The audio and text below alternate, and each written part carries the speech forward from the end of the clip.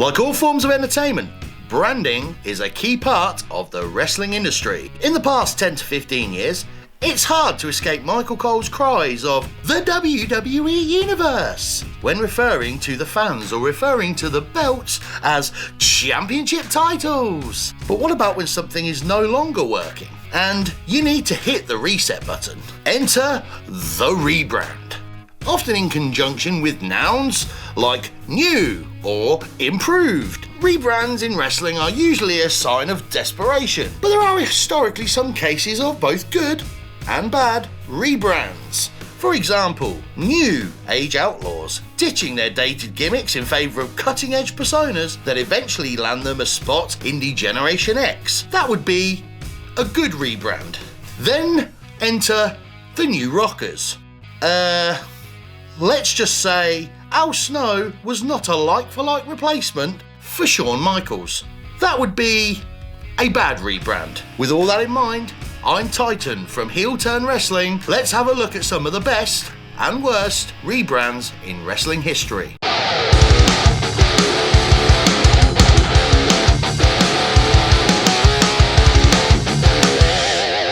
First up, get the F out. No, not you. Come back. Hey, come back. The WWF, the World Wrestling Federation, and the WWF, the World Wildlife Fund, had coexisted in the global marketplace for years. But in 2002, there would only be room for one.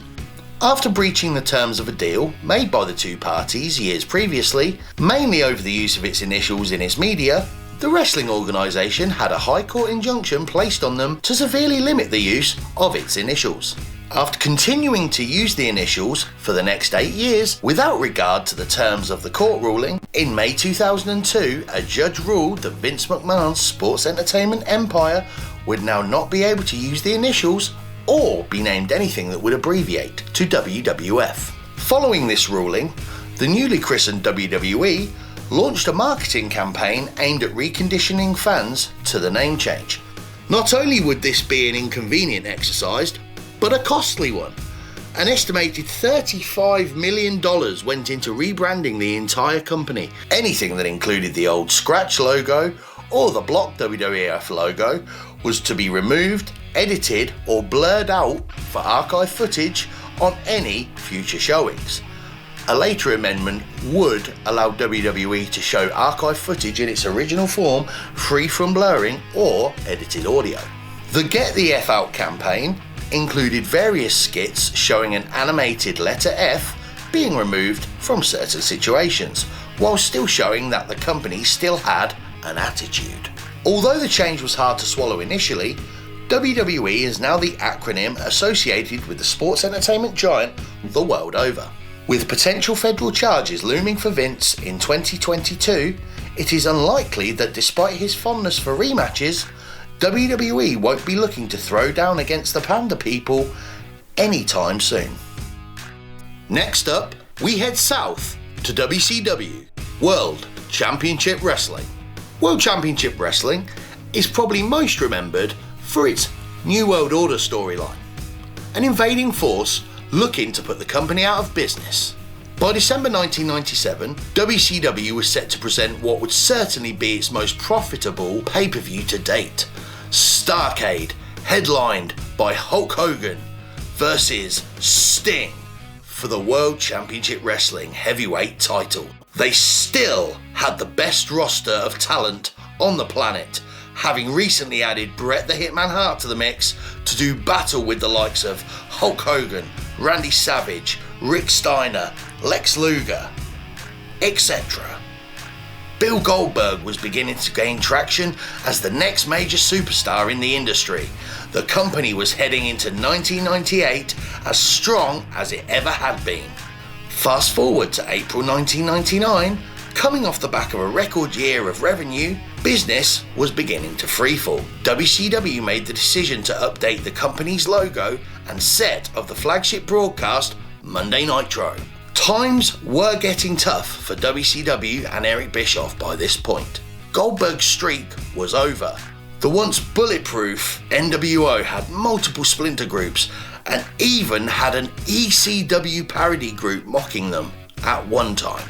No new stars had been pushed or created in well over 18 months. Their solution? New graphics, new sets, because that's what the people are here for. Also, added to this, WCW was being humiliated on a weekly basis in the TV ratings by WWF Raw. After the rebrand, the result was considered a huge downgrade in terms of style, and historically these changes are associated with what would be considered the worst of times for Ted Turner's wrestling outfit.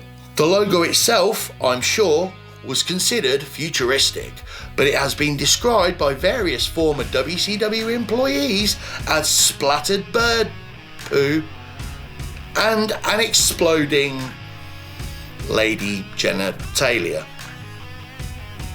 Is that PC?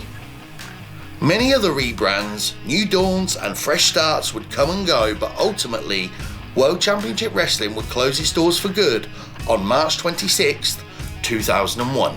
On a completely separate note, I have personally only just realised that the actual WCW initials did exist in the brand new logo. I thought it was just a really odd shape.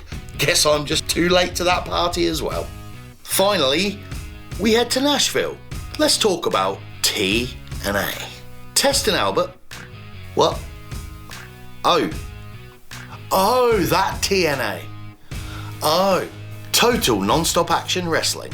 Aiming to fill the gap left by WCW, Impact Wrestling, then known as NWA TNA, came along in 2002, aiming to offer a viable alternative to WWE, the undisputed industry leader. Father-son promoters Jerry and Jeff Jarrett tried to brand TNA in a number of ways to differentiate themselves from WWE. Their first experiment was by presenting low-cost, weekly pay-per-views. Although it was ultimately a losing venture, it showed that the Jarretts were willing to step outside of their comfort zone. In 2004, the company, now owned by trust fund baby Dixie Carter, with Jarrett in a minority owner role, embarked on a huge rebrand spurred on by securing a weekly television deal for TNA Impact on Spike TV.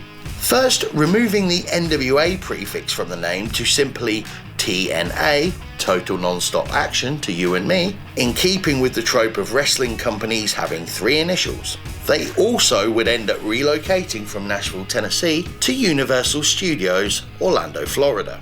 The one thing that truly set TNA apart in this era was the introduction of a six-sided wrestling ring, replacing the standard four-sided ring on TNA Impact's premiere episode. The six-sided ring, originating in Mexico's AAA promotion, gave the show a unique aesthetic, almost looking like a hybrid of wrestling and UFC. This in turn gave TNA other branding avenues to explore. Instead of calling a cage match, it was six sides of steel. The most popular match of this type came 2 years later during the Samoa Joe-Kurt Angle feud, widely regarded as TNA's greatest feud ever. The Big Hexagon would also hold the first ever Ultimate X match, a high-wire version of a ladder match popularised by the likes of AJ Styles and Christopher Daniels. Due to its unique construction and dimensions, the ring itself was polarising amongst competitors, with former WWE stars generally finding it disorientating with less give when landing. AJ Styles, however, disagreed, noting that it gave his repertoire a new dimension. On the business side of things, the unique battleground also provided TNA a leg up in the toy marketplace. Jeff Jarrett is quoted as saying, "Having a six-sided ring playset allowed us to acquire shelf space which WWE previously had a monopoly on." Like most things that innovate, there will always be those who do not care for change. By 2010, a new creative administration spearheaded by Eric Bischoff and Hulk Hogan chose to remove the six-sided ring in favour of the traditional four-sided ring. It's hard to say that there is a direct correlation between this and the current state of Impact Wrestling, as it is now called, but the company has certainly never hit the creative, aesthetic or financial heights it did in the mid-2000s. And that's our video. Don't forget to like, share and subscribe. Hit the notification bell to be alerted to new content from us and follow us on social media. Catch you on the next one.